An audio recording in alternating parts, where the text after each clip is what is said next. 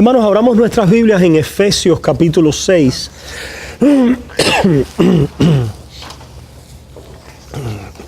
Efesios capítulo 6. Continuamos en el quinto mandamiento. Y nos hemos parado aquí, probablemente por una, quizás otra clase más, porque es un mandamiento de suma importancia. No que todos no sean importantes, ¿ok?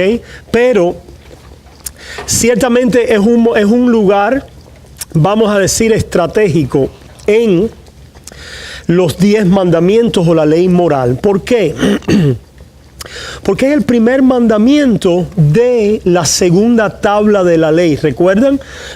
La primera tabla de la ley tiene que ver con nuestros deberes para Dios. Los primeros 4 mandamientos. La segunda tabla de la ley tiene que ver con nuestros deberes para el prójimo. Ahora, la sabiduría de Dios y su... Discúlpenme, hermanos, que tengo la garganta ahora de pronto afectada. La sabiduría de Dios y su gobierno providencial es tal que Dios ha establecido medios para lograr sus propósitos en el mundo. Y tenemos que estar conscientes de esos medios, ¿ok? Ha establecido medios, lo cual quiere decir que ha establecido también fuentes de autoridad, ¿ok? Fuentes de autoridad, que ha establecido dentro de esas fuentes de autoridad esferas o ámbitos, que debemos conocer, distinguir, porque a veces, hermanos, no nos damos cuenta en la manera en que el Señor está obrando en nuestras vidas y nos quiere traer diferentes beneficios y no discernimos correctamente cómo Dios lo hace. Por ejemplo, se dio un ejemplo cuando hablábamos al principio, lo voy a llevar a otro plano ahora. En la esfera del gobierno, que es una de las esferas de autoridad de las cuales vamos a hablar. Porque este quinto mandamiento, de él sale toda autoridad temporal. Está la autoridad de Dios, ¿verdad? La autoridad de Dios. Pero la autoridad de Dios es mediada para el beneficio de los hombres a través de otras fuentes de autoridad. Una de ellas es el gobierno. Un ejemplo de por qué necesitamos claridad en esto es la siguiente. Vamos a llevarlo a la esfera del gobierno. ¿Es necesario que el presidente de una nación sea cristiano, sí o no? No. No es necesario. ¿Ok? Nuestro sentir como creyentes y cristianos es que estuviera allí un cristiano. Ahora, lo que nos va a ayudar todo esto que vamos a hablar es a entender lo siguiente: que el presidente no es el pastor de una iglesia. Que Dios ha establecido una fuente de autoridad y un oficio en la iglesia que es diferente a la fuente de autoridad y el oficio de gobernante de una nación. El oficio de autoridad en la iglesia es aquel, vamos a hablar en términos de pastores, ancianos, maestros, es aquellos que enseñan la palabra de Dios, ¿verdad? El llamado de un presidente, de un gobernador, no es a enseñar la palabra de Dios, ¿verdad? Es a gobernar una nación o una comunidad. Por lo tanto, se requiere para gobernar una nación o una comunidad tareas, dones, talentos y sabiduría que no necesariamente tiene que ver con el oficio de ¿qué? De la autoridad de un pastor o de la autoridad de un padre, por ejemplo. Ahora, los valores con los cuales Él es llamado a gobernar una nación son valores que proceden de la segunda tabla de la ley, que tienen que ver con cómo hacerle bien al prójimo, ¿verdad? Nosotros esperamos que un cristiano viva esos valores, ¿verdad? Pero no necesariamente es así. Ahora, en el plano del gobierno y en el plano de la familia, la ley de Dios también ha sido dada a la humanidad en la siguiente forma. Como dice la palabra, ley de Dios en el corazón. Esto es lo que los hombres han llamado la ley natural. Es aquello que es razonable al hombre, natural en términos de la sabiduría humana. ¿Okay? So, un gobernante no tiene que necesariamente ser cristiano para que sea buen gobernante, sino que tiene que tener un buen entendimiento y base de la ley natural, de lo que es razonable, de lo que es sentido común, y ser competente en el oficio que desarrolla. Por ejemplo, puede haber un cristiano presidente que no entienda cómo funciona una economía. Y ese presidente fue pastor, pero es incompetente para ser presidente. Puede ser que ese presidente no entienda ni tenga experiencia en asuntos de política exterior. Y puede ser un maestro, haber sido maestro de escuela dominical por 20 años y ser un desastre gobernando. ¿Se fijan, hermanos? Puede haber un doctor que sea cristiano y ser muy mal médico. Y tú no lo quieres. Tú no lo quieres porque sea cristiano. ¿Verdad? Tú quieres a un pastor que sea cristiano. ¿Right? Que cree en Dios, que sea creyente, que conozca la palabra de Dios, pero no necesariamente un médico que sea cristiano. No es una tarea necesaria de la vocación que Dios ha establecido para hacerle bien a ese prójimo, ¿verdad? Tiene que ser competente en su llamado a ser médico y funcionar con un sentido de la ley natural, de lo que es razonable y de lo que es la sabiduría humana, que es escuchar al paciente, tratar bien a la persona, ser cortés, ser caballerosa. Pregunta, ¿hay cristianos que no tienen estas cualidades? Y hay no cristianos que sí tienen estas cualidades. Ok, ese es el punto de lo que queremos decir, hermanos, que Dios gobierna el mundo en un aspecto espiritual y en un aspecto temporal. Una vez más, y eventualmente lo vamos a poner en un diagrama, ¿ok? Lo hiciéramos en el diagrama Dios con dos flechitas. Dios gobierna el mundo. El gobierno de Dios en el mundo tiene un aspecto espiritual y un aspecto temporal. En el aspecto espiritual, Dios está gobernando para salvar a pecadores. ¿Verdad? Para salvar a pecadores. ¿Cómo Dios salva a pecadores? A través de proveer su palabra, el evangelio, la predicación de ley y evangelio, a través del uso de los medios de gracia, de la palabra, de los sacramentos. Allí está Dios con su gobierno espiritual para regalar a Cristo, para entregar el don de su gracia y salvar a pecadores. ¿Se fijan? Ahora, Dios también está gobernando el mundo en su aspecto temporal. En otras palabras, cuando Dios, después del diluvio, proclamó, hizo un pacto que no iba a destruir más la creación, a los hombres, y que se iba ahora a seguir el ciclo de estaciones, de que el hombre se iba a multiplicar, de que se iban a expandir, etc.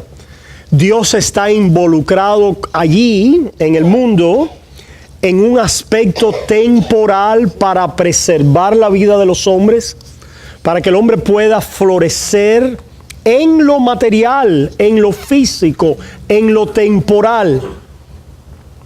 Porque pregunta, ¿puede un hombre enfermo de desnutrición, con una enfermedad y en un estado en coma, recibir el evangelio? No puede. Si está tan desnutrido que está desmayado, ¿puede recibir el evangelio? Necesitamos primero darle que si está muriéndose de sed, si está... Pregunta, ¿cuántos de nosotros hemos estado en un dolor muy agudo? Yo he tenido dolores de cabeza que ni la luz puedo tolerar. Si usted viene y me dice, voy a orar por usted, le digo, por favor, salga de aquí. Ore por mí, ¿dónde? Allá afuera. Porque no puedo tolerar el sonido de la voz. Porque no puedo ver la luz eléctrica. Porque necesito ponerme un paño. Ok, pueden haber personas tan enfermas en el mundo. ¿Y qué es lo que Dios, cómo Dios gobierna el mundo? En lo temporal allí. ¿Qué es lo que hace? Envía medios para aliviar sufrimiento. Trae a niños que están llenos de parásitos y muriéndose, etcétera, o niños que están con SIDA, personas que están en una cama en dolores de cáncer. Viene y Dios alivia, ¿qué cosa? El sufrimiento temporal. Un área que está en guerra. ¿Pueden los misioneros salir libremente y llevar el evangelio y la iglesia reunirse cuando están cayendo bombas en un lugar? Cuando están derramando bombas de gases en un lugar. Cuando están retorciendo allí, como hemos visto en las imágenes. No, no puede, ¿verdad? So, Dios envía, ¿verdad? Políticos, la Cruz Roja, médicos, rescatistas, para aliviar ¿qué? El dolor, el sufrimiento humano. Dios está presente allí. Gobernando el ámbito temporal con su gracia común. ¿Qué es lo que estamos diciendo aquí? Para poder permitir que la vida humana pueda continuar de tal manera que el reino de Dios pueda ¿qué? Llegar a ellos.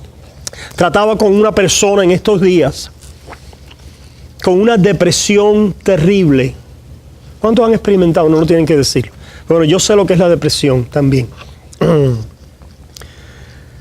De tal manera y en tal magnitud que la persona quería quitarse la vida. ¿Verdad?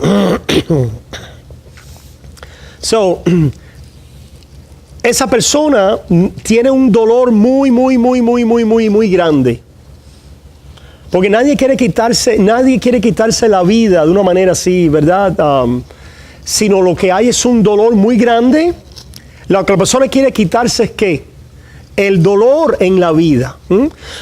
Son una de las intervenciones urgentes. Si la persona en ese momento se va a matar, está en un momento de que no está escuchando nada porque se quiere quitar la vida por el gran dolor que tiene, ¿qué intervención se necesita? Que le prediques el evangelio. Que le salves la vida temporal en ese momento. Que puedas venir con una intervención necesaria, igual en el plano físico, ¿verdad?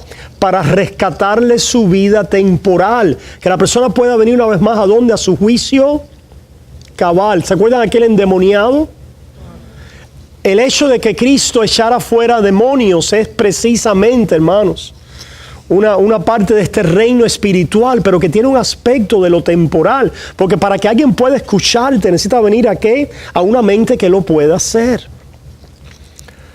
Se necesita ciertas estructuras y ámbitos que puedan traer una bendición temporal que Dios envía y usa para sus propósitos eternos, para preservar, para mantener, para procrear, para aliviar, para hacer florecer.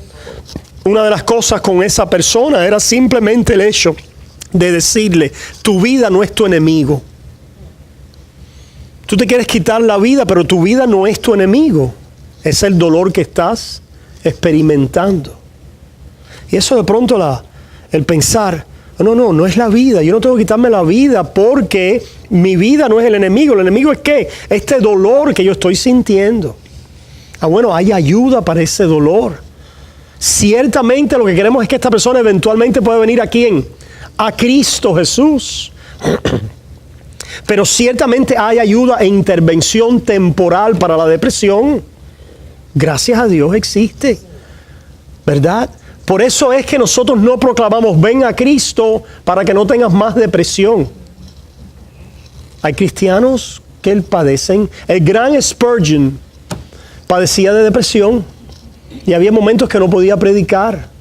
Se hubiera beneficiado de alguna pastillita de hoy, pero en aquel tiempo no la había.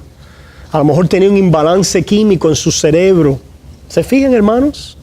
Estos son intervenciones temporales que Dios hace a través de oficios, tareas y llamados en lo temporal de la ciencia, de la medicina, de un maestro, de un enfermero, de un rescatista, de un policía, etcétera, etcétera, etcétera. ¿Qué estamos diciendo con esto?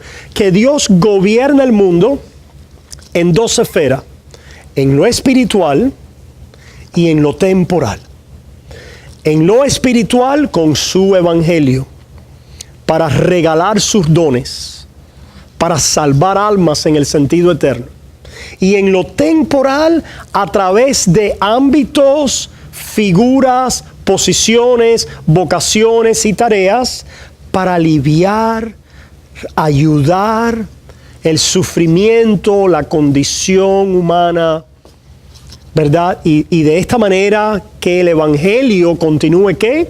Ciertamente avanzando. Número uno, el hecho de que pueda existir la procreación.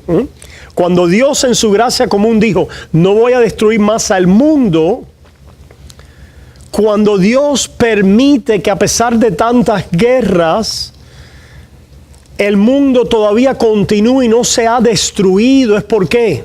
Es Dios obrando en el plano ¿qué? Temporal. Y ha obrado en el plano temporal a través de diferentes medios para que una guerra termine, para que pueda parar algo que está causando anarquía o caos o gran destrucción, llevándose vidas de este mundo al infierno. ¿Se fijan? Para traer su reino eterno. Distinguimos estos dos ámbitos a la misma vez que los relacionamos y sabemos que Dios está obrando en uno en lo temporal para llevarnos a lo eterno. ¿Ok? Ahora, ya tenemos los dos ámbitos, lo eterno y lo temporal. Ahora venimos a los tres estados, ¿verdad? A las tres esferas que, como mencionamos, es la iglesia, la familia y el gobierno. La forma en que Dios trabaja en lo espiritual y lo temporal es a través de tres esferas, que es la iglesia, la familia y el gobierno. Cada una de estas tres esferas tiene sus puestos o oficios de autoridad con sus responsabilidades y llamados, los cuales ciertamente se influencian y están relacionados, pero tienen que ser distinguidos. Con eso en mente, hermanos, nosotros comenzamos a mirar. Hasta ahora tenemos en el diagrama, lo tienen ahí en su mente, los dos ámbitos, el espiritual y el temporal, y después las tres esferas de la iglesia, la familia y el gobierno. Vamos a seguir mirando la familia y por qué la importancia de este quinto mandamiento y cómo se relaciona con lo eterno y con lo espiritual, y cómo se relaciona con la iglesia y con el gobierno. ¿Okay? Aunque la familia no es la iglesia y la familia no es el gobierno. El gobierno no es la iglesia, el gobierno no es la familia. Vamos a ver, hermanos, las distinciones necesarias a hacer para poder vivir en la plenitud, en la máxima expresión que Dios nos permite hacer, con la integridad y la fuerza que Dios nos permite hacerlo conforme a al mundo donde Él nos ha puesto. Leemos aquí en Efesios 6 y dice: hijos, obedeced en el Señor a vuestros padres, porque esto es justo. Justo. Estamos hablando de justicia. Está la justicia, ¿verdad? La justicia tiene que ver con la ley de Dios. Con la ley de Dios, con lo que Dios demanda. La gracia tiene que ver con ¿qué? Con la ley de Dios, pero con la justicia que Dios regala. Gracia es regalo. Ley es demanda, deber. ¿Verdad? Los conceptos. Gracia es regalo. Ley es deber. Ambas son importantes y tienen su función. Por ejemplo, Dios obra en el plano espiritual regalando. Por gracia. No por deber. Pastor, eso es algo. Esa declaración sería, ¿verdad?, escandalosa. Pero nosotros nos ponemos a pensar bien. Todo lo que nosotros hacemos como deber, y el deber es algo que hacemos y damos, ¿verdad? Podemos categorizar el deber como dar. Porque la ley te pide algo, demanda algo de ti, es un deber, es algo que debes. Por lo tanto, está llamándote a dar. Pero la gracia, lo que hace la gracia de Dios es que ella te da a ti. Ella te da. La gracia da, la ley pide. No caigan nada malo con el pedir, ni con el deber. Lo que debemos estar claro en la función de cada cual. El reino espiritual, Dios lo construye dando, regalando, sirviendo a pecadores, regalándoles a Cristo. ¿Qué tenemos que no hayamos? Recibido. Cuando la iglesia, Dios obra en el plano espiritual a través de la iglesia, por su palabra de ley y evangelio, a través de los medios de gracia que Dios ha establecido para regalar su vida. La vida de Dios no la puedes pagar, no la puedes merecer, no la puedes comprar. Simplemente tienes que recibirla. Y esa es la manera en que Dios obra, construye, edifica el reino espiritual. ¿Cómo lo edificas? Regalando. ¿Por qué? Porque todo lo que tú haces o das en tu deber es resultado, consecuencia, efecto y fruto de haber recibido. ¿Cómo es que Dios obra y Dios da el Espíritu y hace maravillas entre vosotros? Gálatas capítulo 3. A través de la fe. Todo, fíjate, da el Espíritu por la fe. Su vida nos las da por la fe. En otras palabras, creemos. Los medios que utiliza para esto, las fuentes de autoridad, los medios de autoridad, es su palabra, su ley y evangelio, la gracia de Dios comunicada en Cristo Jesús, y ahí entonces Dios derrama su don de gracia sobre pecadores, y el pecador, ¡pum!, entra al reino de Dios. Y ahí está Dios edificando, construyendo su reino espiritual. Es decir, la ley nos acusa, nos mata, pero el Señor Sí. nos recibe. Correcto. Para salvarnos. Correcto. Ahora, Nos envía a Cristo. sí, amén, amén. Ahora, la ley también nos llama a dar. Nos llama a nosotros a dar, pero ¿a dar qué? En otras palabras, nosotros podemos ser medios para salvar a un pecador obrando la ley. No. Cuando nosotros obramos la ley en el ambiente terrenal en el mundo, ¿cuál es el resultado? La salvación de un alma. ¿Cuál es el resultado? La ley, la Bendición. Sí, ¿en qué plano? Si obedece, bendición. Ok, ¿en qué plano? Temporal. Temporal. Temporal, porque cuando yo amo, que es el dar, es el deber de la ley, ¿a quién le hago bien? A mi prójimo. ¿Se fijan? ¿Se fijan? So, le hago bien a mi prójimo. So, recibimos el reino por la fe, y por la fe Dios obra en nosotros de tal manera, poniendo la ley en el corazón, que ahora tenemos frutos de obediencia, y los frutos de la ley es el dar de lo que hemos recibido por gracia a través de la fe. Y el dar, la fe viene a dar a través de obras. ¿Se fijan? A través de obras. Y estas obras son para beneficio de Dios.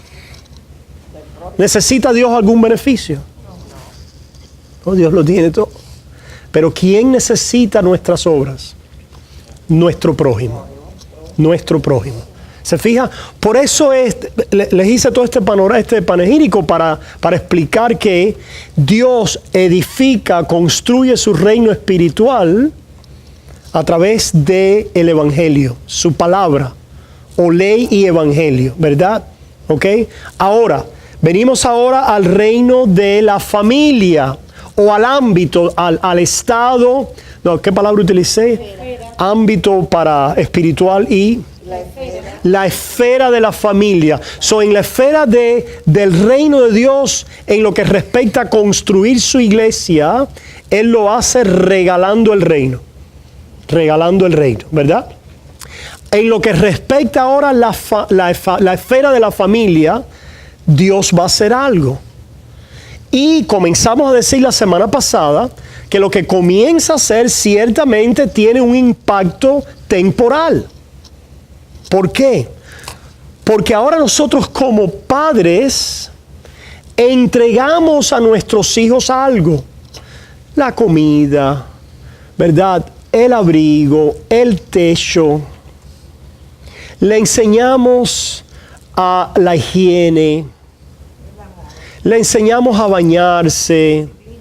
Lo disciplinamos. Le decimos no cruces la calle sin mirar si viene un camión, un carro.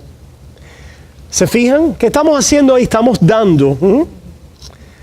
Y los hijos están recibiendo en el plano temporal.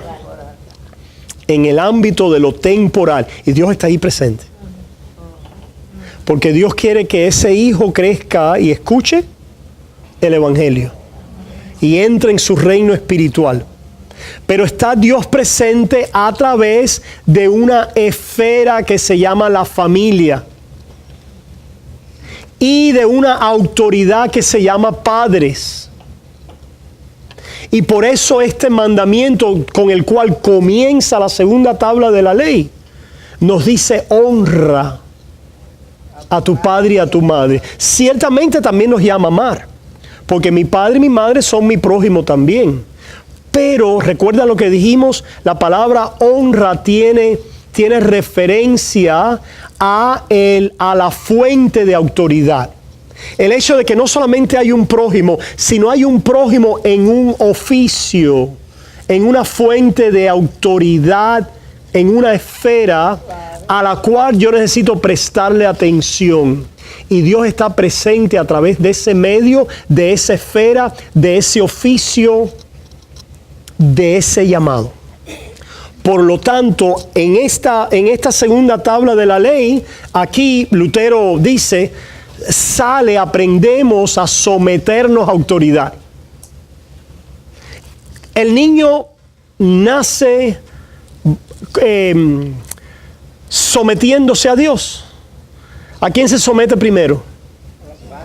A los padres. Aprende a someterse a los padres.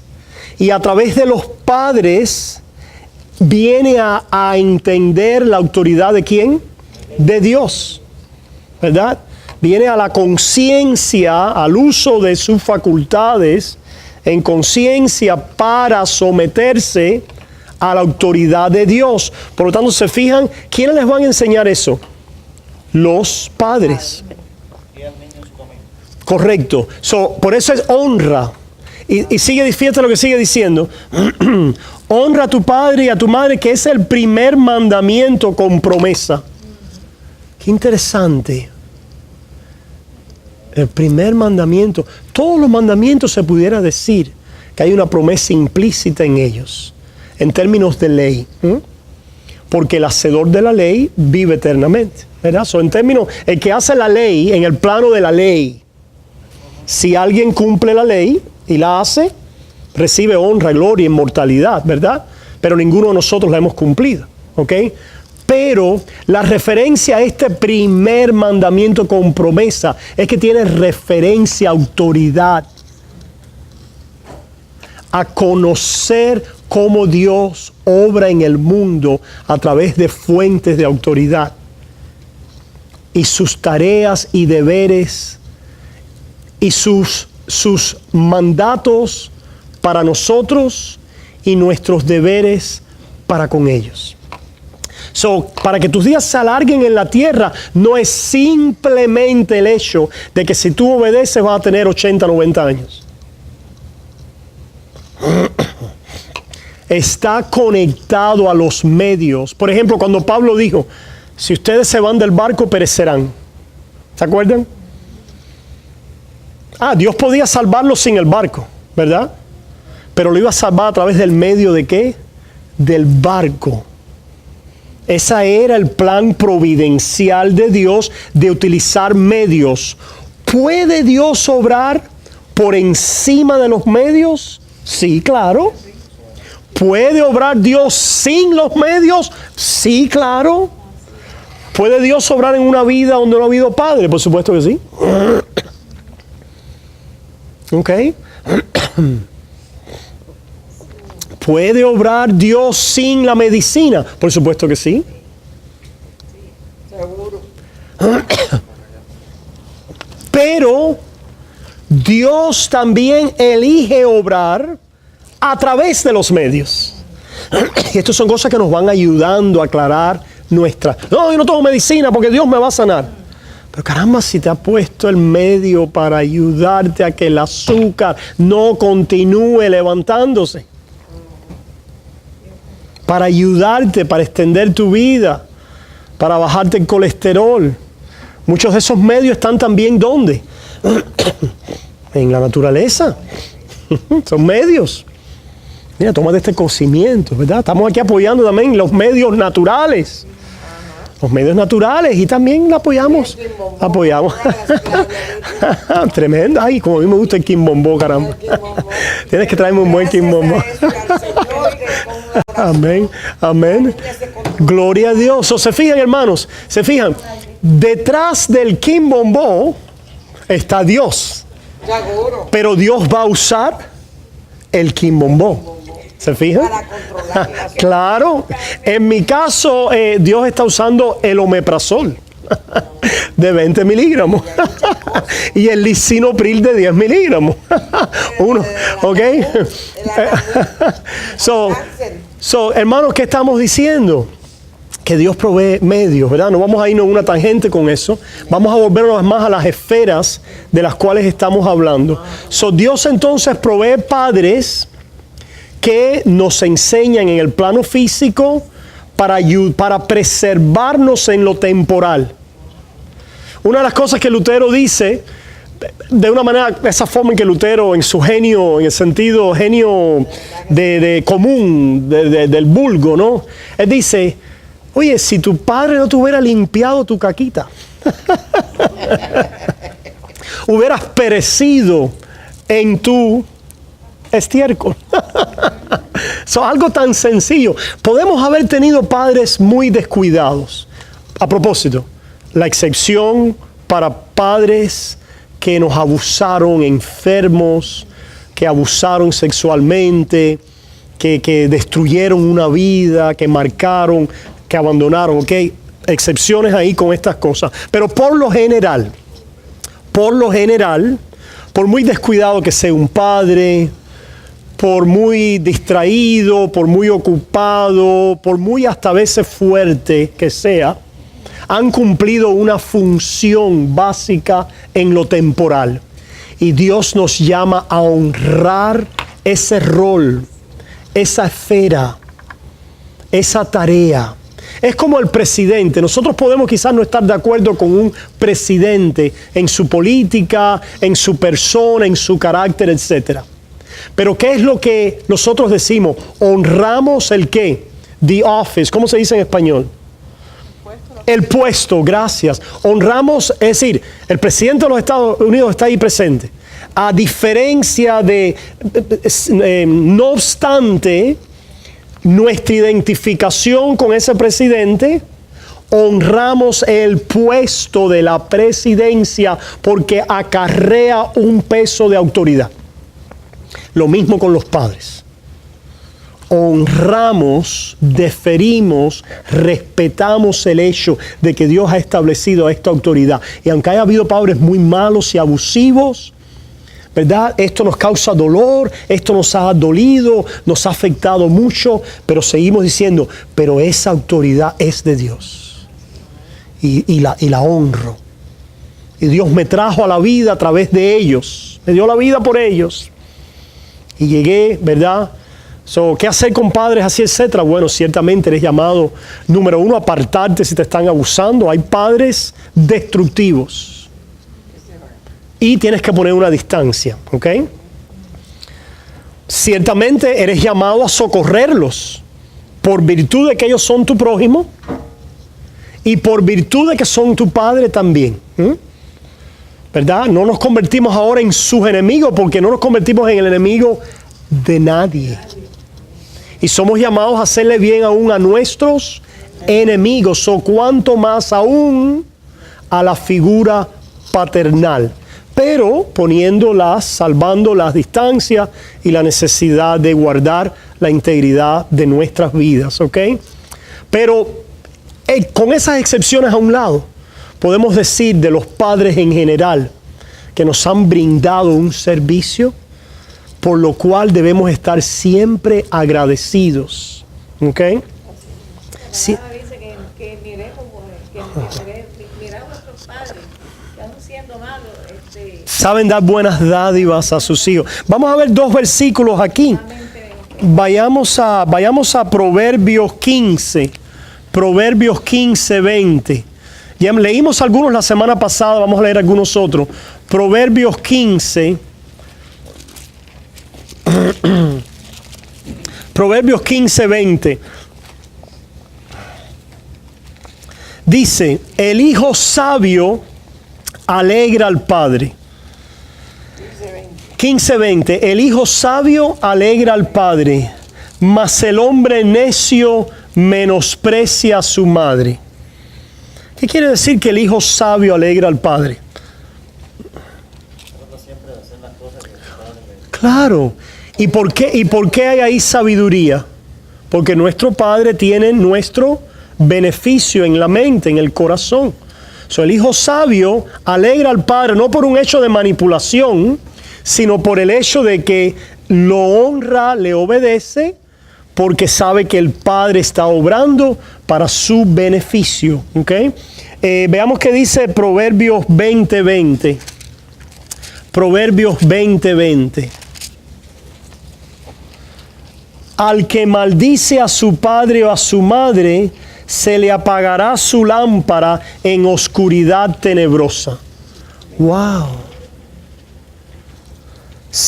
¿Qué le puede? Es decir, una vez más. Y no queremos con esto generalizar, ¿verdad? Ni echar a un lado el plan soberano de Dios de obrar de diferentes maneras en diferentes vidas. Pero podemos afirmar que muchos de esas personas y esos jóvenes que están ahí en prisión y que están cumpliendo largas condenas, por lo general, no han tenido figuras paternales en su vida. O se han rebelado con las que han tenido, en contra de las que han tenido. Por lo general estamos hablando, ¿verdad? Por lo general. Esto de que se le apaga, como dice, se le apagará su lámpara, tiene que ver precisamente con el camino de la vida en lo temporal. Los proverbios, si se fijan, es un aspecto temporal. Por supuesto tiene un aspecto. ¿En qué sentido tiene un aspecto temporal? ¿En qué sentido tiene un aspecto temporal? ¿Un hijo se gana la salvación por honrar a sus padres? Pero sí puede ganarse, no caer en una prisión. Pero sí puede ganarse, en el sentido de ganarse es porque obedeció, porque recibió instrucción, porque dio su oído a la sabiduría que vino de la fuente de autoridad que Dios puso sobre ellos. ¿Se fijan, hermanos?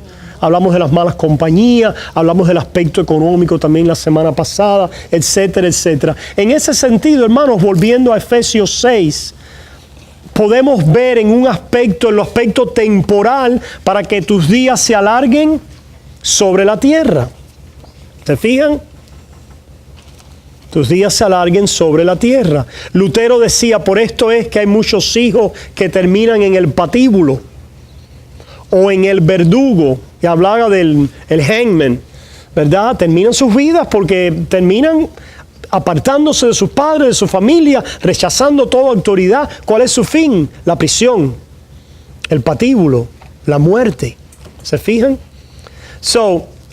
En este sentido vemos, para que te vaya bien y seas de larga vida sobre la tierra, Dios utiliza medios para alargar tu vida en lo temporal, porque has honrado la autoridad de los padres. Ciertamente a Dios le place alargar tu vida, porque al final del día Dios es el soberano sobre todas las cosas.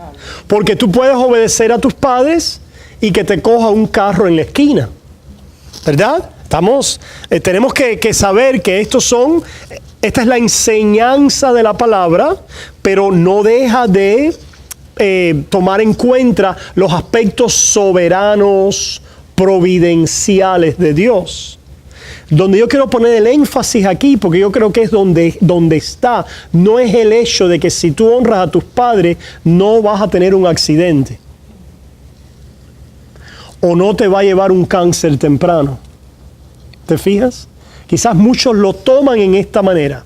O Dios te va entonces a dar una larga vida porque honraste a tus padres y a tu madre. No necesariamente, y esa no es, creo yo, la principal enseñanza a través de este mandamiento, sino que a través de honrar una autoridad, Dios entonces en la fe, en el ámbito de lo temporal, está allí dándote ¿qué? Largura de días y sabiduría en el plano terrenal, lo cual se aplica también al plano espiritual en la familia, como vimos la semana pasada. Y vemos que Pablo le dice a Timoteo, Timoteo, cuando veo tu fe, mis ojos se llenan, mi corazón de lágrimas, porque veo la fe que habitó primero, ¿dónde? En tu abuela Loida, en tu madre Eunice, y ahora habita en ti. Lo cual quiere decir que en la iglesia enseñamos la ley de Dios y el evangelio. Ahora, enseñamos a un niño a bañarse. Enseñamos a un niño a cómo lavarse la boca. Hay que enseñarlo cuando sea chiquito. Pero no la iglesia, ¿verdad? No, la iglesia Oh, es la casa. se fijan, empezamos a ver ahora qué distinciones. La familia. Pregunta, ¿es la iglesia la encargada de criar a tus hijos? ¿Quién es el encargado? La familia. ¿Te fijas? Cuando nosotros aquí no vemos estas distinciones, nos metemos en problemas porque violamos las distinciones de las esferas que Dios ha establecido. En el plano espiritual, Dios está en su reino, en la iglesia, salvando pecadores. En el plano temporal, En adición al espiritual, Dios está presente en la familia, salvando a pecadores también, pero preservando sus vidas temporales, cuidándolas, proveyéndolas. Ahora, ¿es el padre el pastor de sus hijos? Sí. Y no. Sí y no. Sí, porque va a ser el primero que va a pastorear a sus hijos. Pero no, porque los padres pertenecen a la iglesia, a la esfera de la iglesia. Y si el padre nunca lleva a su hijo a la iglesia, ha mezclado dos esferas. Porque él no es un pastor. Él no ha sido llamado por Dios al oficio espiritual de pastor. Eso dice Efesios capítulo 4 4, hermanos. Cuando dice que Dios dio dones a quienes, a los hombres, y llamó a unos profetas, maestros, pastores. Estos son dones de Dios para su reino espiritual. ¿Por qué? ¿Por qué no es un pastor? Porque él pertenece en el seno de la iglesia. Sometido en el padre pertenece sometido en el seno de la iglesia a las autoridades y los unos a los otros en la esfera que Dios ha establecido en este plano espiritual, que es su iglesia, su pueblo. No, yo soy el pastor de mis hijos, yo los bautizo, yo les doy la cena. Estás en error, estás en desobediencia, estás pecando. No entiendes la obra de Dios, te falta una claridad en esto. ¿Te fijan, hermanos? Porque somos llamados al cuerpo. En el cuerpo estamos sometidos los unos a los otros. Y dentro de ese cuerpo hay pastores, ancianos, maestros, diáconos y otras áreas de dones para ayudarte y edificarte en el plano espiritual. Por lo tanto, la familia no es la iglesia. La iglesia no cría a los niños y los padres no pastorean a sus hijos como la iglesia, porque la familia no es la iglesia. Una familia reunida en su casa no es una iglesia. ¿Saben cuántas personas creen que sí, hermanos? Se han apartado del pueblo de Dios. Son pueblo de Dios, son parte de la iglesia universal, pero no están en comunión con el plan de Dios, que es su pueblo y su iglesia, sometidos los unos a los otros, a sus pastores, en comunión a través de los sacramentos, en la disciplina común y la rendición de cuentas entre su pueblo. ¿Se fijan? Ese es un aspecto en que hacemos una distinción muy necesaria e importante, en la cual erramos y vienen toda clase de males a nuestras vidas. ¿Se fijan? Si seguimos mirando ahí a la familia, pregunta, ¿quién tiene la responsabilidad de proveer para mis hijos?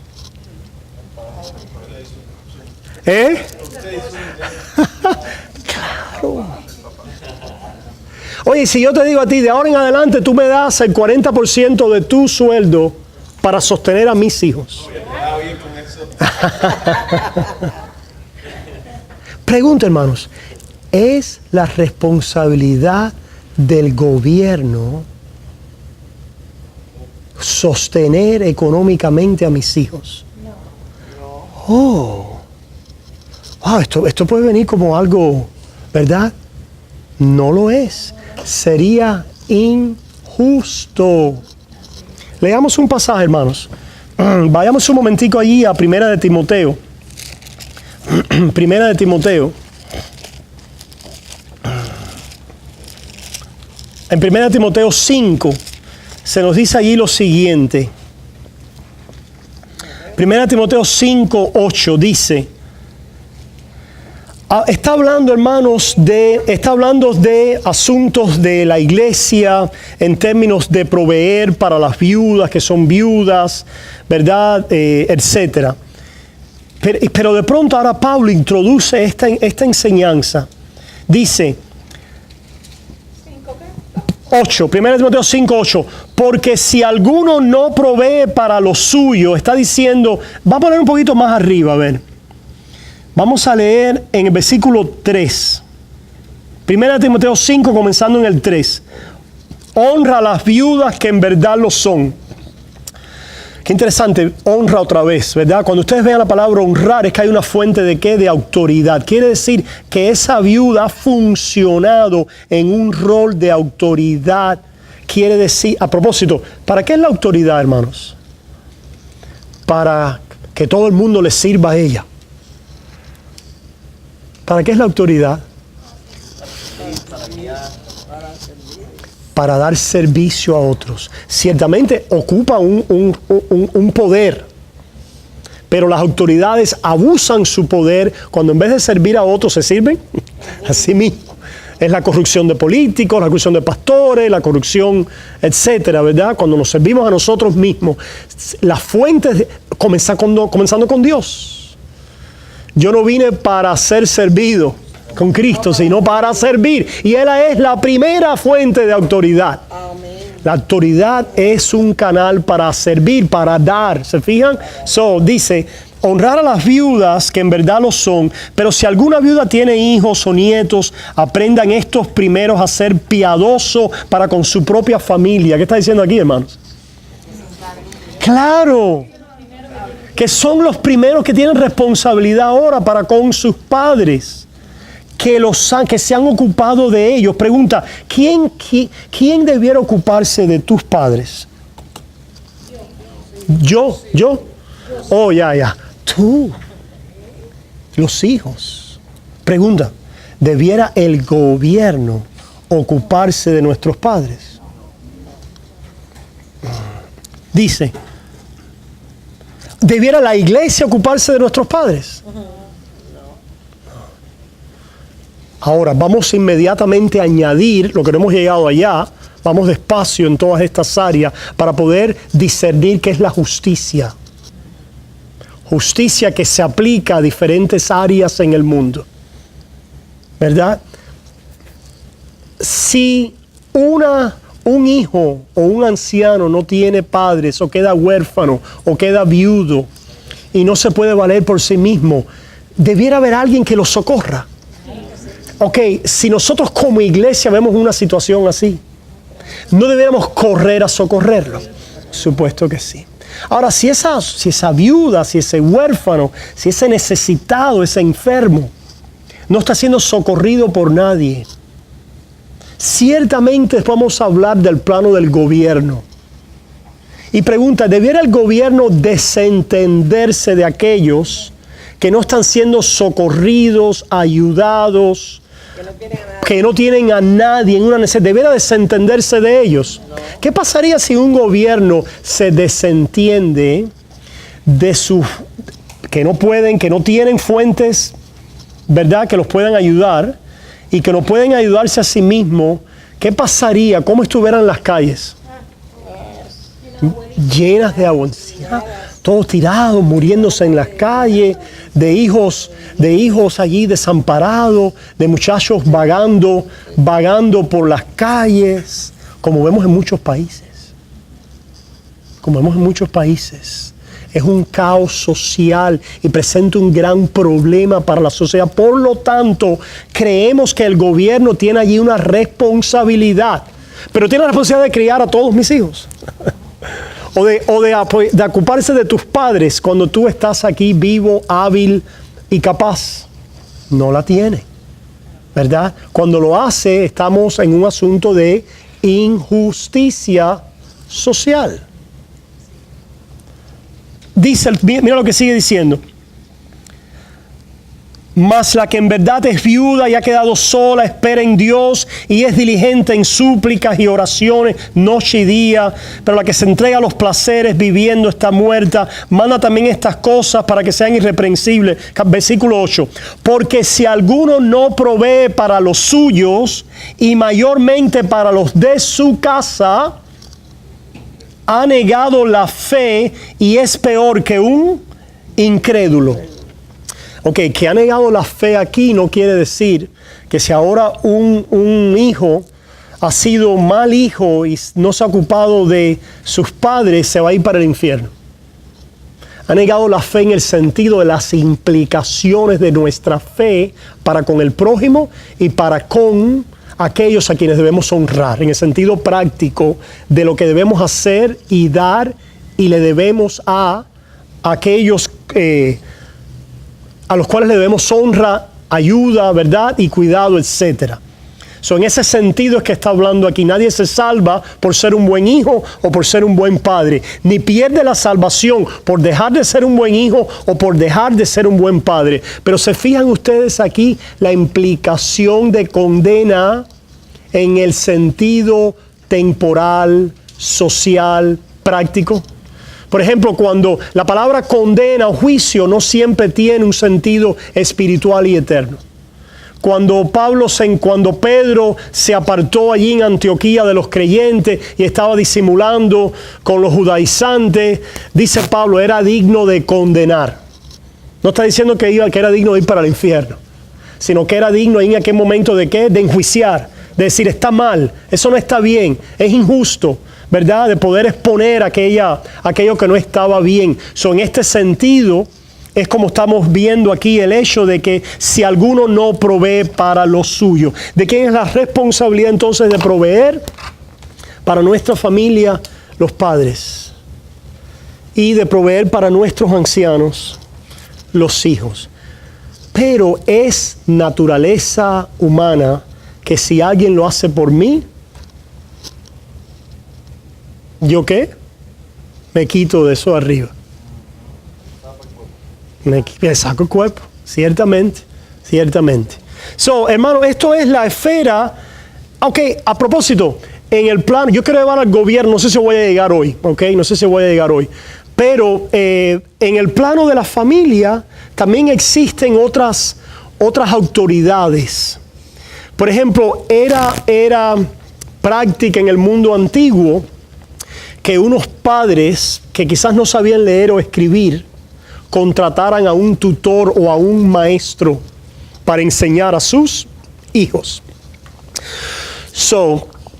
La posición, el rol de enseñanza es una posición que demanda y requiere honra.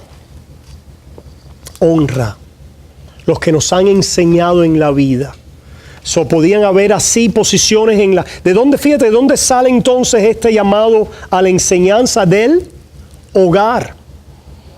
Padres que no saben leer y escribir, que no pueden enseñar a sus hijos, o traen a alguien que les enseñe, o se reúnen con otros padres y dicen, vamos a comenzar un charter school en la esquina.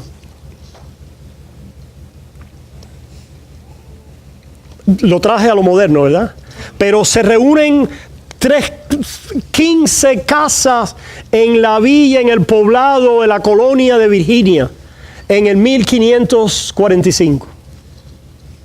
Y oye, nosotros estamos trabajando y necesitamos, ya tenemos, mira cuántos niños hay en estas 15 casas, hay 50 hijos ya corriendo ahí. Y no estamos haciendo buen trabajo en la enseñanza. Vamos a pagarle a... ¿Sabías tú que Elena fue maestra allá en Inglaterra? Vamos a juntar nuestros recursos y pagarle a Elena para que enseñe a nuestros hijos. Y le vamos a decir que los enseñe. Por supuesto, ella sabe que le va a enseñar en términos de matemáticas, de ciencia, etc. Todas esas cosas necesarias. ¿Verdad? Qué bueno, es una buena maestra porque es competente en todas estas asignaturas. Usted no necesita un maestro cristiano para aprender matemáticas. La matemática y el cristianismo no tiene necesariamente ninguna relación. Usted necesita un buen maestro de matemáticas. ¿Se fija, hermano?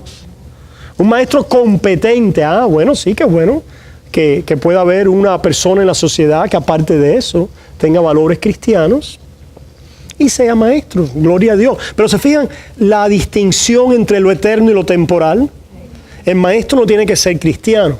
Ahora tiene que tener un sentido, tiene que tener una competencia en su materia y tiene que tener una decencia en lo humano y lo moral para poder confiarle a mis hijos, para poder saber que están seguros con ellos, para saber que los van a respetar y que nos va a respetar a nosotros. Pregunta, ¿se necesita ser cristiano para eso? Se necesita la ley natural, el sentido común y la razonabilidad de la vida y de lo temporal. ¿Se fijan? De la ley de Dios escrita en el corazón del hombre que sabe que si me ponen de maestro, si yo abuso a un hijo, eso no le va a gustar a un padre. Pregunta, ¿hay que ser cristiano para entender eso? No. Eso es lo que llamamos la ley natural. Sentido de la conciencia, de la ley moral en el corazón del hombre. El aspecto de los maestros es otra fuente de autoridad. Ok, estamos en la misma comunidad, ¿verdad? Y estamos trabajando en el campo porque estamos trabajando en la agricultura. ¿Ok? Y también tenemos unas vaquitas por allá, pero no somos muy duchos en el asunto de las vacas. ¿Alguien sabe aquí cómo criar vacas? Ok. Entonces, ¿Cómo se crían las vacas? llamamos a Juanito Pérez de la comunidad adyacente en Ontario, en Michigan, y le decimos, Juanito Pérez, usted es un experto en criar vacas, y yo quiero que usted venga a mi familia para ayudarme en mi negocio de criar vacas.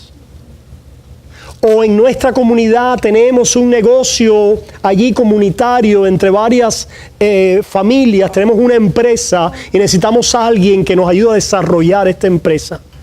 Llamamos a Juanito Pérez y cuando él venga y él vaya al campo con mis hijos que no saben nada de vacas, ¿quién es la autoridad? Y los hijos deben honrar esa autoridad.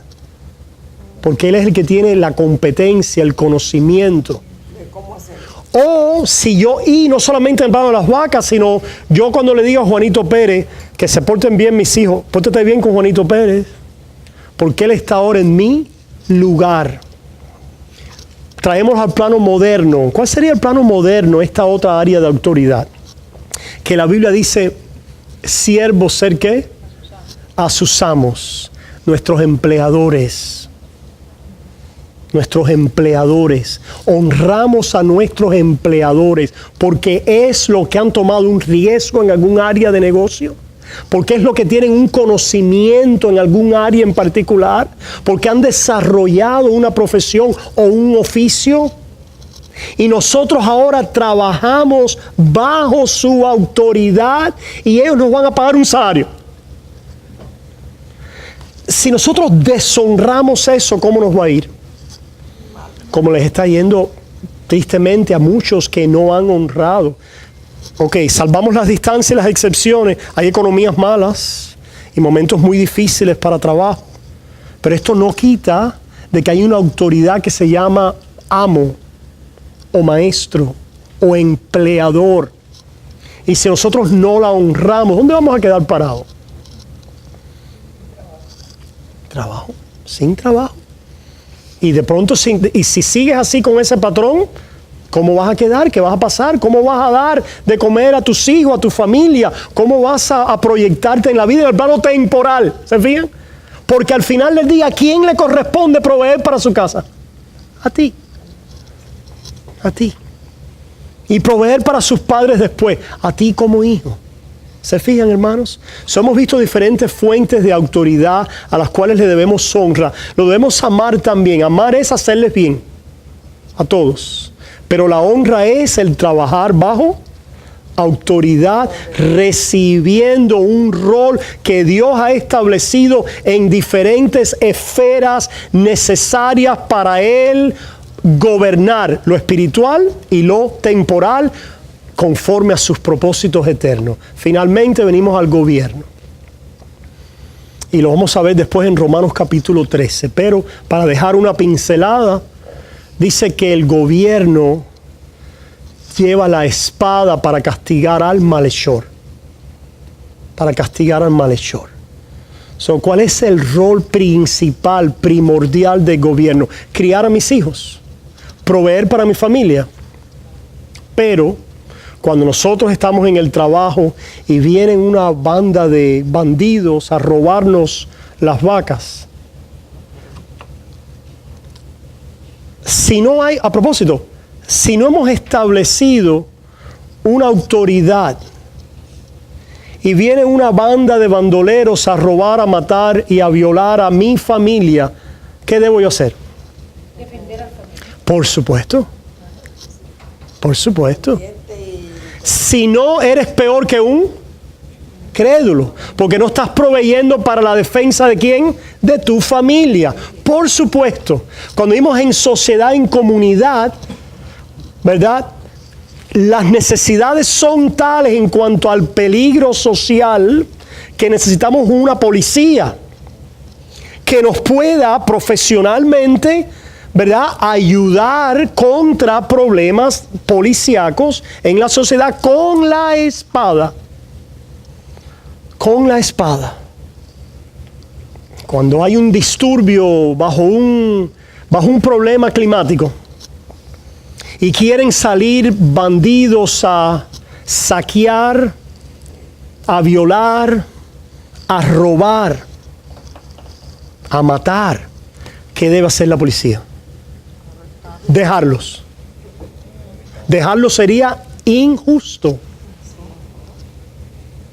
¿Qué es lo que tiene el gobierno para obrar conforme a su llamado? La espada. La espada. Y la espada, lo que quiere decir la espada es la coerción. La coerción física. La violencia. El gobierno tiene la fuerza de la violencia. La malusan, la sobreusan, la sobreextienden. Sí, es verdad. ¿Y eso es qué? Injusto. Cuando un departamento de policía abusa a una comunidad, vamos a decir la comunidad negra, y ejercen una sobrefuerza. Acabé de ver la noticia, un policía que vino a dar una patada a un negro que estaba ya tirado en el piso, es decir, ya restrained. Ya estaba vencido, ya estaba rendido. Pregunta, ¿eso es un buen uso de la espada? Eso es un abuso de autoridad. Nosotros somos en contra de eso. Donde quiera que se levante, hermanos. Donde quiera que se levante. Pero también en contra de aquellos que en un motín vienen a destruir negocios y vienen a formar caos y anarquía en la sociedad. ¿Se fijan, hermanos? Nuestro deber de defensa de nuestra casa es primero. Es parte de lo que proveemos para nuestra familia. Qué bueno que la policía está ahí, pero a veces la policía no va a llegar. ¿A quién le corresponde la defensa de tu casa? A ti, caramba. A ti. Quiere decir, pastor, que también hay un versículo, no sé si en Romanos, pero que dice que no en vano saca la autoridad de la espada. Claro, eso es Romanos capítulo 13, lo vamos a leer después la semana que viene.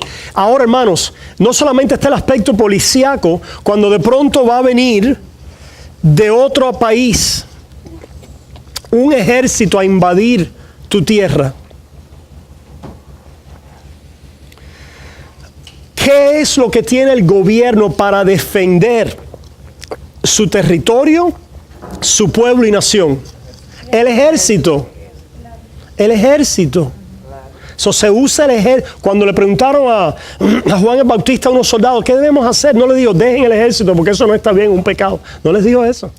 Porque él sabía que hay una esfera que se llama gobierno, donde está la espada allí para matar o para coaccionar.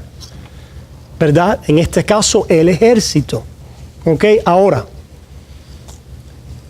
¿Debe un ejército ir a otra nación a agredirla, a conquistarla y subjuzgarla para sus propósitos nacionales?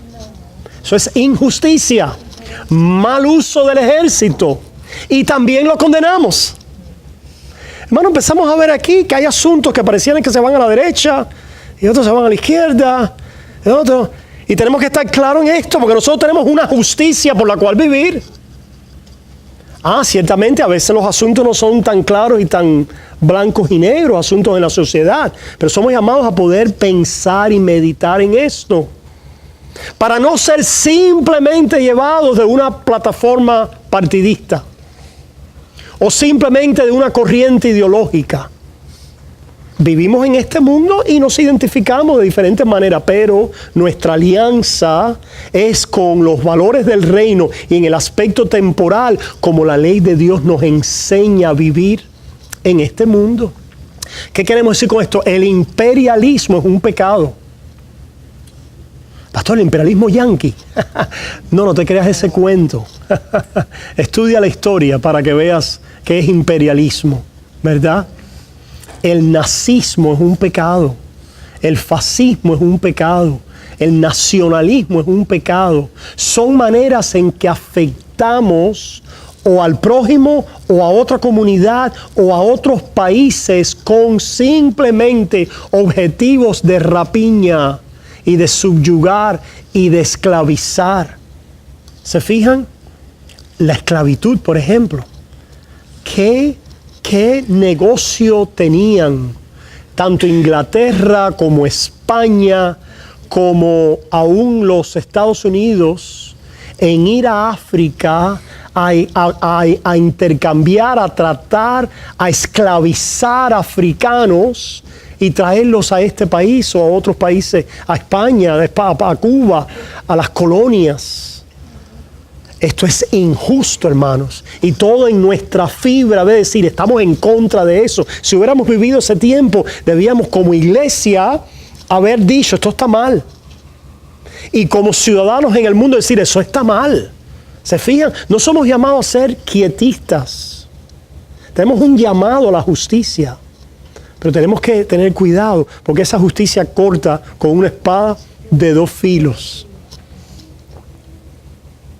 De dos filos. ¿Es justo? ¿El comunismo es justo? No, es injusto. Es robo por una élite política de esa expropiación de propiedad privada que otros han trabajado. Esto es un pecado y lo debiéramos condenar sin ningún pelo en la lengua. ¿Se fijan, hermanos? Es claro. Está mal. No es como un asunto de que yo sea o socialista o fidelista o no. Es un asunto simplemente de que la ley de Dios me dice que está mal. No está bien, no estás haciendo bien, rey. Estás haciendo algo malo para tu pueblo, para tu sociedad. ¿Se fijan? Porque tú no eres la familia, rey. Esto no te pertenece, mi finca no te pertenece a ti, rey. ¿Se fijan? Y así de esa manera, hermano, comenzamos a ver los diferentes llamados de las diferentes esferas, los diferentes roles de las diferentes fuentes de autoridad y las diferentes tareas de cada reino. Y nos movemos entonces en autoridad cuando nos movemos bajo autoridad.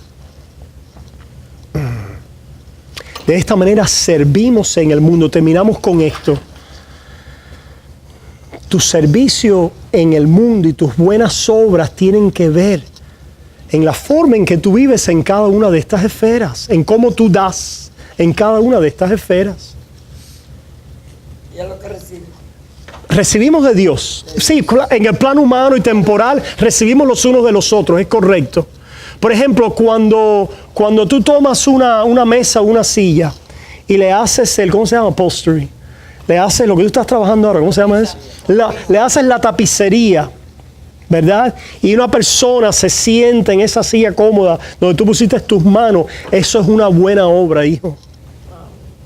¿Sabías tú que eso es una buena obra delante de Dios?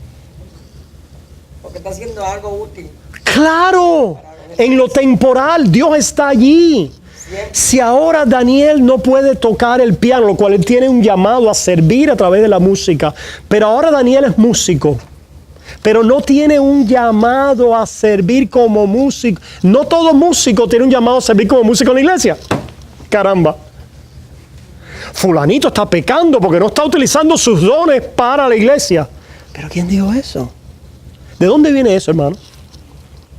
De nuestro legalismo, de nuestro fundamentalismo, del legado que hemos recibido de la Iglesia Católica Romana, que había dividido las esferas, y es solamente lo que se hace en la iglesia, lo que es una buena obra. Él no tiene llamado, ¿verdad? Y simplemente toca su música, ¿ok? Pero su llamado es a ser un tapicero. Y a través de su tapicería sirve al prójimo. Y tiene el don de orar por las demás personas y alentarlos. Es músico, conoce música y toca música, pero no tiene llamado al coro ni a la banda. ¿Se fijan? No tiene llamado al coro ni a la banda de parte de Dios. Tiene el llamado, el don, a orar y alentar a otros. ¿Verdad? Y la vocación o el llamado a tapicero. Ahí está su buena obra. ¿Se fija, hermano? Ah, fulana, oye, esta mujer no está haciendo nada en la iglesia. Qué mala cristiana es. Pero caramba, si tiene 3 hijos. Y está atendiendo su casa. Viene a su servicio, recibe la palabra de Dios, se edifica. Hay un don que ella está obrando allí en la iglesia. Y tiene su vocación de buena obra como madre. Allí están las buenas obras de esa persona. ¿Se fijan, hermanos? ¿Qué libertad nos da esto, hermano? Nos libra de este legalismo de que nuestras buenas obras solo son hechas ¿dónde? En la iglesia. No, hermano, no. Dios está obrando porque tus buenas obras, recuerda, es para beneficiar a otro, a tu prójimo. Y ciertamente hay dones que Dios distribuye en la iglesia, en el pueblo, para edificarnos los unos a los otros. Pero no necesariamente es el llamado que Dios te ha dado a ti. Es decir, el don en la iglesia no tiene que ser necesariamente el ¿qué? El llamado en la sociedad. Ni el llamado en la sociedad, el don en la iglesia. Se ve de esta manera. Qué mal cristiano es este hombre. No quiere tomarme como paciente. Y somos de la misma iglesia. Está siendo un mal cristiano. Hermana, no tiene más cupo para pacientes. Él está realizando su trabajo como médico. Y está haciendo una buena obra para sus pacientes. No coge HMO. ¿Se fija? Sí, ciertamente. Es decir, ¿cuál es nuestro? Hermanos, no todo el mundo es tu prójimo. No todo el mundo es. El prójimo es aquel dentro de tu área de ¿qué? De llamado, de rol. Es decir, un médico no está llamado a ser el médico de todo el mundo. ¿Se fijan? No. Y después, si por entrarlos a todos, le hacen nada más que venir y darle meterlo, salen a hablar. Yeah. Pero lo que quiero decir es, hermanos, que tengamos que Dios nos ayude a poder ir distinguiendo. ¿Distinguiendo se dice? Ajá, haciendo estas distinciones, hermanos, porque nos va a ayudar a vivir la vida de una manera fiel, en paz y creciendo y abundando en buenas obras para la honra y la gloria de Dios, sin caer en el legalismo, el trocar todas las esferas, todas las tareas. Oye, ese pastor no se para. Yo voy a pintar este sábado, pero yo pudiera no pintar y no estoy pecando. Esa no es mi tarea ni mi función. Yo pensaba venir. Ok, el pastor no es. Oye, el pastor no está ayudando a mudar a todos los que se mudan en la iglesia. Ese no es mi llamado. Esa no es mi. Yo puedo hacerlo. Es decir, si yo quiero, si Dios me lo. Y si no hay más nadie para hacerlo, ¿yo qué? Yo debo hacerlo. ¿Usted se fija? Pero mi llamado es lo que estoy haciendo ahora aquí. Cuando yo deje de hacerlo, usted me dice, no estás haciendo lo que debes de hacer. Hay muchos pastores que son excelentes amigos, pero no están realizando su llamado. Son excelentes cabeceras de cama en el hospital, pero no están realizando su llamado. Son excelentes compañeros de oración, pero no están realizando su llamado. ¿Se fijan? Relaciones públicas, administración. Hay pastores excelentes administradores, no están realizando su llamado. ¿Se fijan, hermano? Esta distinción de ámbitos temporal, material, de esferas, iglesia, familia y gobierno, y de vocaciones, responsabilidades y tareas, nos va a ayudar a ganar crecientemente una mejor integridad, claridad, fuerza y seguridad en las cosas, en el trabajo que Dios nos ha llamado a hacer. Preguntas, hermanos, o comentarios. Quiero leer este versículo de Gálatas 6:9, que dice, no nos cansemos de hacer bien, porque a su tiempo segaremos, si no desmayamos. Así es. En cada una de las responsabilidades, de los trabajos, de las tareas, de las esferas y de los ámbitos donde Dios nos ha puesto. Yo solo quería, no sé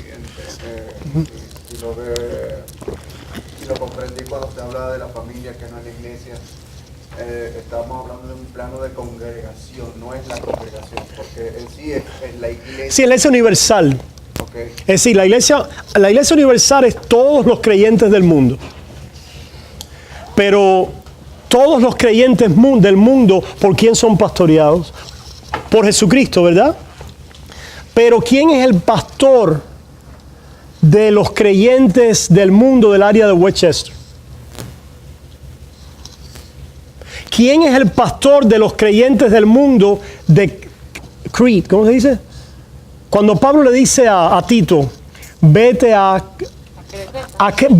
Creta para que pongas en orden las cosas que faltan allí. ¿Qué es lo que faltaban? Pastores, ancianos.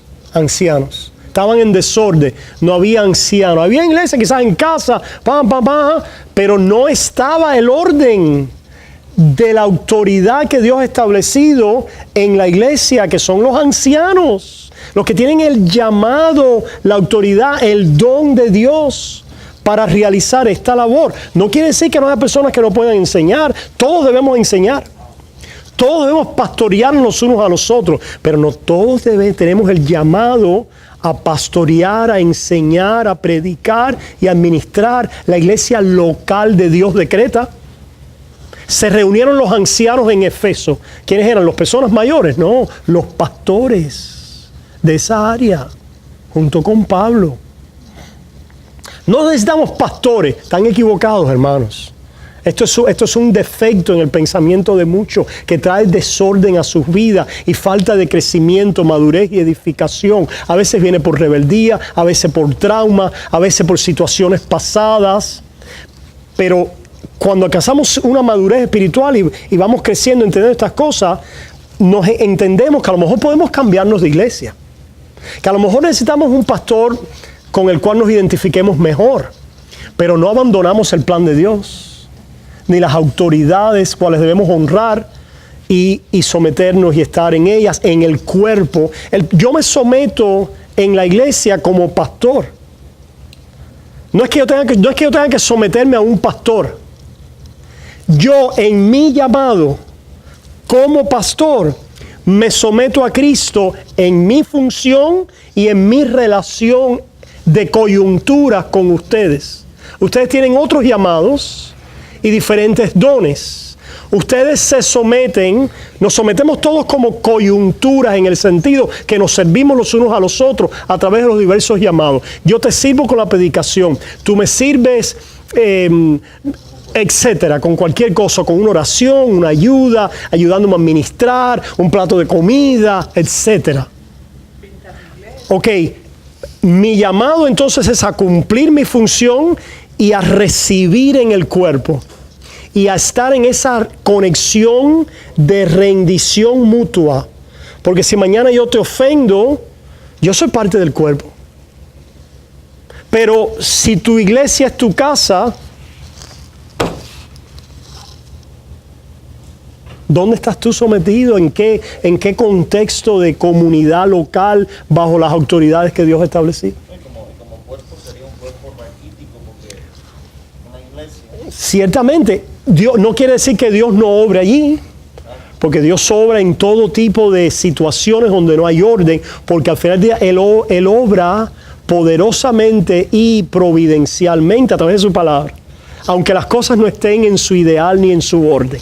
Dios no necesita el orden para obrar. Él obra en cualquier forma, en cualquier manera. Pero Dios le agrada que el orden venga porque viene el crecimiento. Dios obró en las vidas de ustedes cuando estaban en iglesias locas. ¿Obró o no obró? Ahora está obrando mejor ahora. Y como claro, y así vamos ganando. Y así vamos ganando. La iglesia es una comunidad de familias. Sí. Porque son muchas familias que se reúnen a hacer una familia más grande. Claro, es el reino de Dios. Eso va a ser una pirámide. Exactamente. Y finalmente, con esa misma idea, hay un día que ya no va a haber más, es decir, el oficio o el rol de padre, en el sentido en que ahora cumple sentido temporal. El rol de esposo, esposa, ya va a desaparecer, ¿se fijan? Porque estamos edificando este reino eterno con un Padre y todos ahora hermanos en la común fe. Pero temporalmente Dios continúa. ¿Ustedes van a necesitar a mí de pastor en el reino de los cielos? No. Va a desaparecer. ¿Se fijan? Como que la esfera temporal es un entrenamiento donde el Señor nos va capacitando para que llegue el momento en que entonces estemos. No solo es un entrenamiento para reunirnos con el Señor, pero además es la manera en que Dios, en este ámbito y plano de las primeras cosas, está obrando con los medios que Él ha establecido. Yo quería agregar, por ejemplo, yo que vengo de una iglesia pentecostal, parece mentira que todavía, y no solamente me pasa a mí, también le pasa a Catalina, ¿no? Claro. El hecho de que siempre nos sentimos como una especie de ansiedad. Claro. No siempre tienes Sí, falta algo. que estar predicando, Ajá. que estar, entonces, a mí me genera ansiedad, aunque lo trate de no, pero es como necesito todavía mucho. Entonces, este tipo de temas me hace como centrarme, me ayuda a ver cuáles son realmente las necesidades Ciertamente. en mi vida, Ciertamente. en cuanto Yeah. al prójimo. Vamos a tomar ese asunto. Nos vamos ya, estamos pasados ya, pero tiempo, si alguien tiene que salir ya puede salir, hermano. Pero tocaste el tema de evangelismo. Hermano, yo una vez propuse el reto a alguien y el reto se mantiene y me gustaría que ustedes hicieran el estudio. Piensen en la Biblia. Si el evangelismo, la tarea misionera evangelista, es una que irrumpe sin permiso en la vida del prójimo. En otras palabras, estamos ahora aquí llegué yo a un restaurante y me senté en tu mesa y te empecé a predicar el evangelio. ¿Ok? Llegué yo a un lugar de negocio y entré allí y empecé a gritar a voz en cuello y a predicar el evangelio. Hermano, examinen la Biblia y yo quiero que me enseñen si esto es el modelo bíblico. No lo es. No lo es. Porque Dios establece esferas, tareas y momentos y al prójimo. Es decir, ¿a quién le voy a predicar yo? Oye, me monté en una guagua. My goodness, no prediqué en la guagua, que mal me siento, hice mal. Si tú en la guagua ibas al hospital o ibas a buscar a tu hijo o ibas a tu centro de trabajo, tú estás en tu función, en tu tarea, en tu buena obra, caramba. Hermano, estamos diciendo que esto es una justificación para no predicar o evangelizar. De ninguna manera. De ninguna manera. Probablemente en esa guagua, si yo tengo una amistad, si puedo establecer una interacción con alguien, le puedo dejar un tratadito. Ahora, si alguien me pregunta una dirección, ¿qué es esta dirección? Oye, espérate, tú con Juan 3:16 dice que de tal manera. Por favor, hermanos. Eso no es correcto. ¿Entienden lo que queremos decir? Está bien, bueno, déjate. ¿Qué queremos decir, hermano? Que nosotros no forzamos los asuntos espirituales sobre nuestro prójimo, sino que trabajamos a través de ¿qué? De cada esfera, de cada momento, de cada tarea, de cada circunstancia y prójimo que Dios ponga en nuestro camino, en nuestras relaciones con ellos. Si hay un carpintero, la tarea de ese carpintero, por ejemplo, ahora mismo ya hablaba yo con Daniel, que está con el jefe. Imagínense que Daniel hubiera llegado, que tú hubieras llegado a ese hombre que tú fue el trauma que tiene, y el primer día que llegaste a tapizar la primera silla, decía, oye, tú has creído en Cristo como Señor y Salvador. Oye, ya tú hubieras votado ya. Ahora, Daniel llegó y estableció allí su relación de tarea, de trabajo, de vocación. Y allí se encontró con su prójimo. ¿Se fijan? En su tarea, en su llamado y en su esfera, se encontró con su prójimo. Y allí entonces Daniel estableció una relación que le permitió hablar de Dios y está corriendo. ¿No está corriendo? Está corriendo. Y seguirá corriendo. Y estas son las formas en que Dios nos abre puertas, hermanos. Nos abre puertas. Tocamos las puertas. Como cuando envió a los discípulos, dice, vayan y ¿qué? Toquen las puertas. Si se encuentran al hombre de paz. Pablo fue al Areópago y empezó a gritar. Cuando le tocó su turno. Porque allí iban a las personas a hablar. Pablo iba a la sinagoga y entraba a la sinagoga. Jesucristo se echaba a un lado y venían a él. El que no quería oírlo, Jesucristo no iba a pararse en el medio de Galilea a gritar. Juan el Bautista estaba bautizando en un lugar y venían a él. Distinciones aquí es los momentos donde los profetas que tienen un llamado profético a Israel, en un momento determinado, vienen en un momento profético a decirle algo o a un rey o a algunos que están allí congregados con algún momento en la historia de Israel. Pero esto no es algo que ahora, oye, que este hombre es un profeta porque está gritando a voz en cuello en medio del downtown. No eres un profeta. No, estás haciendo algo que no es en mi entender de la palabra, en mi visión del evangelismo y misiones, que no es correcto.